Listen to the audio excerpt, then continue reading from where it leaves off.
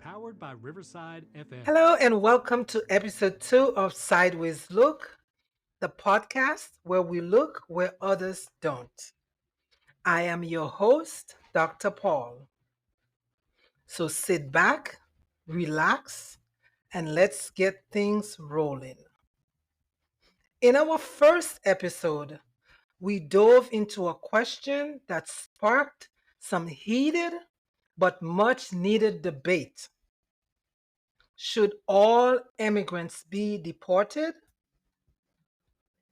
We peeled back the assumptions, confronted real data on crime, and discussed the human cost, especially for families tied to a current deportation practices. Today, we're taking it a step further because here's the real question: who truly benefits from deportation? And at what cost? Let's dive in. Welcome back to Sideways Look, looking where others don't. Let's be real. In America, when a policy sticks around, someone is benefiting from it. And the mass deportation system is no exception. According to the Department of Homeland Security's 2024 report, the US spends over 25 billion a year on immigration enforcement, including ICE operations, detention centers, and border patrol. Private prison companies like Core Civic and the Geo Group operates many of these facilities. These corporations have made billions of government contracts, not necessarily to house violent criminals, but often people who simply overstayed a visa or crossed a border in desperation.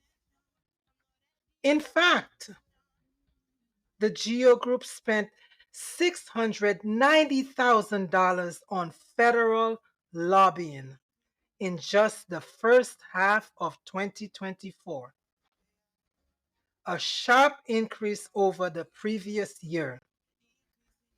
Why?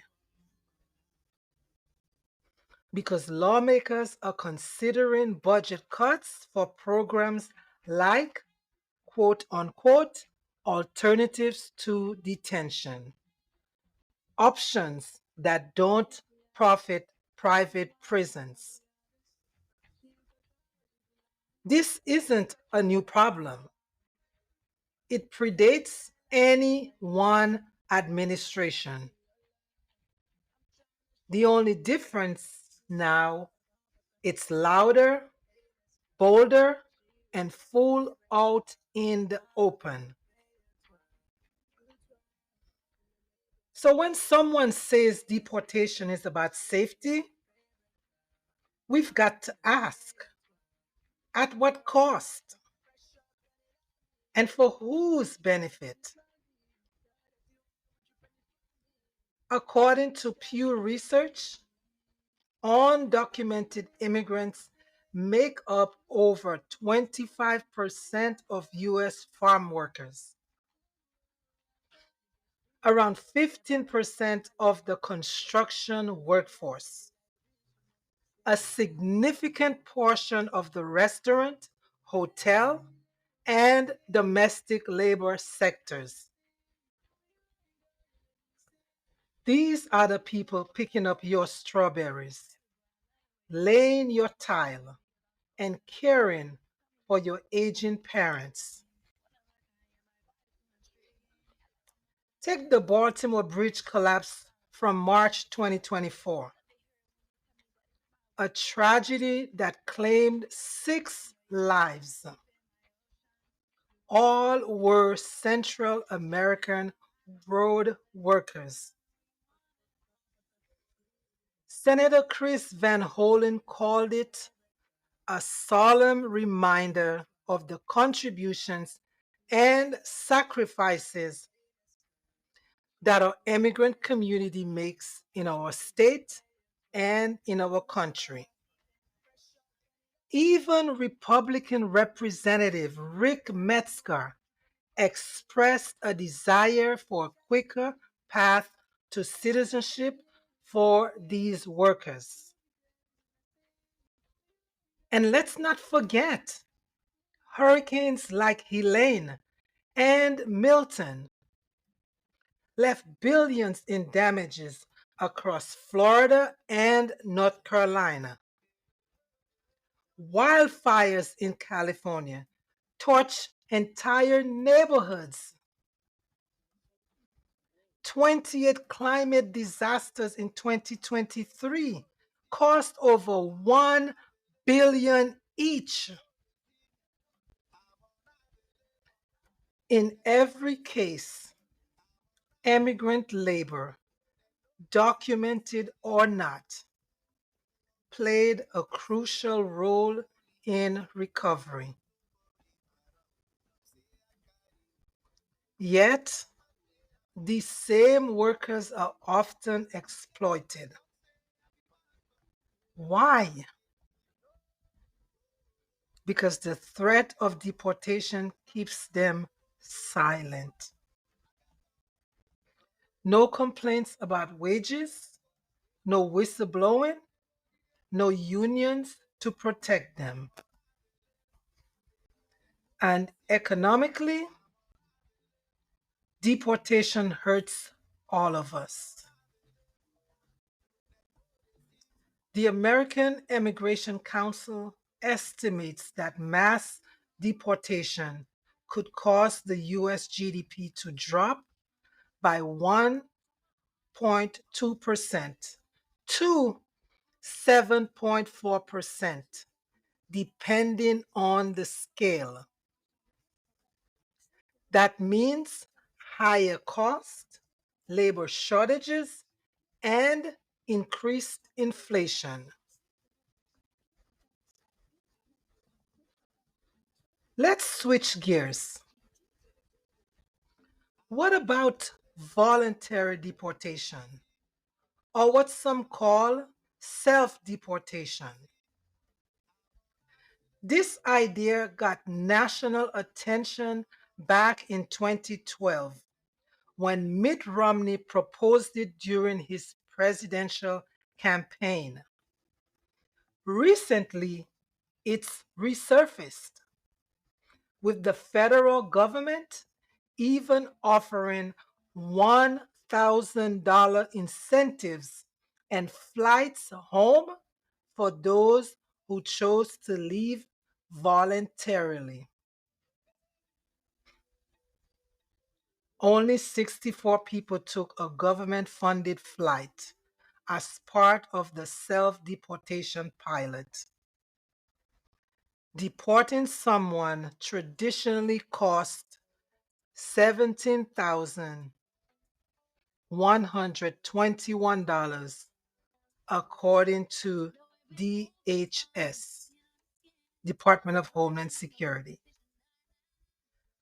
But the $1,000 offered, it's not nearly enough to help people rebuild a life in countries where safety and resources may be far worse than here. And while the government hints that self deportees might be allowed to return someday, it could take 10 years or more. Folks, with no guarantee. What can we do? One, legalization and pathways to citizenship, corporate sponsorship models. We can revive the DREAM Act,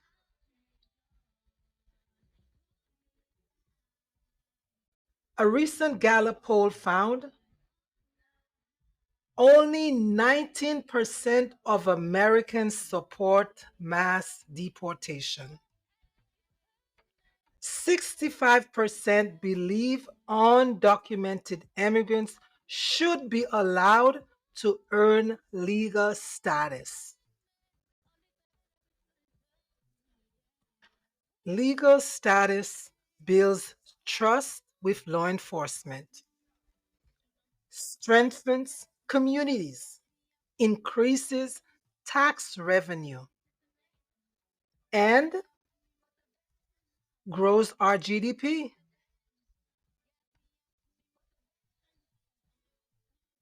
If you made it this far, then you already know these issues run deep. That's why Sideways Look exists, to ask uncomfortable questions and bring light to what's hidden, because we cannot fix what we do not face. So let's be honest. We owe so much to immigrants who live and work among us. Let's show empathy. Let's show gratitude. Let's say thank you. I'm Dr. Paul, and this has been Sideways Look, looking where others don't. If today's episode challenged you, moved you, or even opened your eyes, don't keep it to yourself. Leave a comment, rate the show, and share it with someone who needs to hear it. The more we look sideways, the more we see. Until next time, keep looking sideways.